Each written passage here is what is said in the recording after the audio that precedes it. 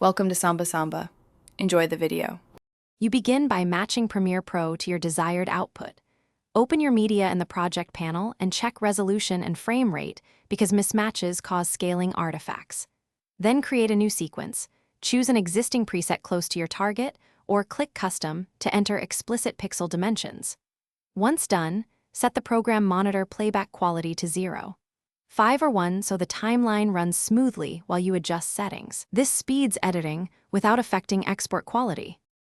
Now you change the sequence and clip attributes so everything fits the new canvas.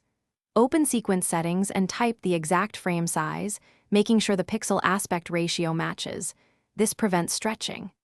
If clips don't align, select them and use effect controls to adjust scale and position. Enable uniform scale so proportions stay correct.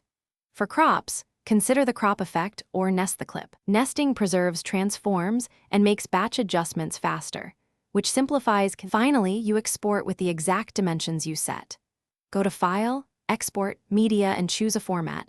Use a preset that matches your target or enter custom width and height, then set bitrate to control quality. Make sure render at maximum depth is toggled if you need cleaner color. If outputs show letterboxing, blurring, or stretching, reopen sequence settings and confirm frame size and aspect. Also verify each clip scale setting and that you exported using match source or the correct custom values.